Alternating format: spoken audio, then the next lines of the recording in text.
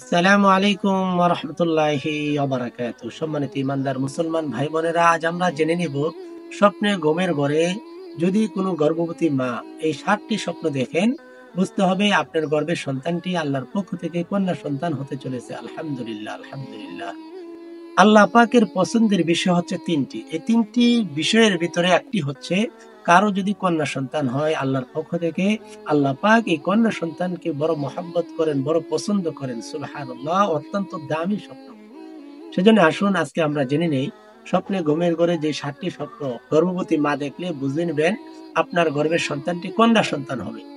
আর যদি যাদের বিয়ে হয়নি অথবা বিয়ে হয়েছে এখনো গর্ভবতী হয়নি, তারা যদি দেখে বিয়ে হয়েছে গর্ভবতী হয়নি, তা সে এমন যদি কোনো মা দেখে এই ৭টি স্বপ্ন, বুঝতে হবে আল্লাহ পাক সামনে সে গর্ভবতী হলে আল্লাহর পক্ষ থেকে তাকে একটি কন্যা সন্তান দেওয়া হবে ইনশাআল্লাহ।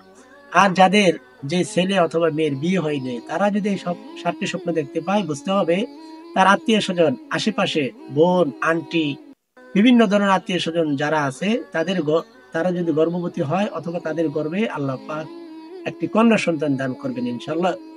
এদিকেই স্বপ্নটি ইঙ্গিত বহন করবে। তাহলে আসুন আজকে আমরা জেনে নেই স্বপ্নে ঘুমের ঘরে গর্ভবতী মা এই ৭টি স্বপ্ন দেখলে বুঝতে হবে তার গর্ভের সন্তানটি আল্লাহর পক্ষ থেকে কন্যা সন্তান হতে চলেছে। আলহামদুলিল্লাহ। ১ নাম্বার, যদি কোনো গর্ভবতী মা স্বপ্নে দেখে যে সে রূপা দেখেছে, রূপার কানের দুল হতে পারে, হাতের আংটি হতে পারে, হাতের চুড়ি হতে পারে, যে কোনো ভাবেই সে যদি রূপা দেখতে পায় স্বপ্নে ঘুমের ঘরে, বুঝতে হবে আল্লাহর পক্ষ থেকে তার গর্ভের সন্তানটি কন্যা সন্তান হতে চলেছে। আলহামদুলিল্লাহ।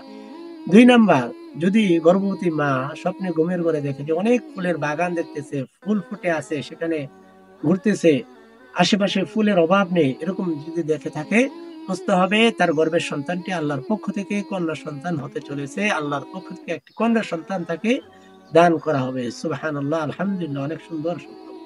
৩ নাম্বার, যদি গর্ভবতী মা স্বপ্নে ঘুমের ঘরে দেখে যে অনেক প্রজাপতি উঠতেছে অথবা তার কাছে আসতেছে, প্রজাপতি নিয়ে খেলা করতেছে, বুঝতে হবে তার গর্ভের সন্তানটি কন্যা সন্তান হতে চলেছে। আলহামদুলিল্লাহ। ৪ নাম্বার, যদি গর্ভবতী মা দেখে স্বপ্নে যে রাজহাঁস, যদি স্বপ্নে ঘুমের ঘরে রাজহাঁস দেখে, বুঝতে হবে তার গর্ভের সন্তানটি কন্যা সন্তান হবে এবং আল্লাহর পক্ষ থেকে নেককার সালেহীন সন্তান পেয়ে যাবেন। আলহামদুলিল্লাহ।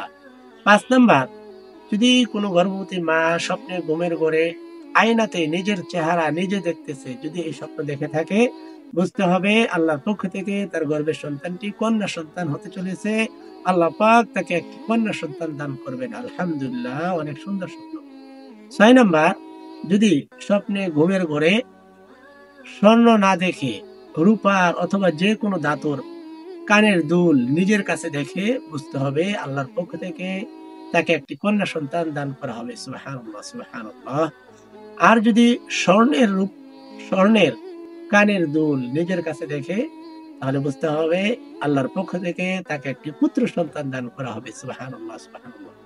সম্মানিত ভাই এবং বোনেরা, পুত্র সন্তান ৮টি স্বপ্ন যদি গর্ভবতী মা দেখে, তাহলে তার পুত্র সন্তান হবে। সেই ভিডিওটি আমার আইডিতে দেওয়া আছে অথবা ডেসক্রিপশনে আমি দিয়ে দিব লিঙ্কটি, ওইখান থেকেও গিয়ে আপনারা দেখে নিতে পারবেন ইনশাআল্লাহ।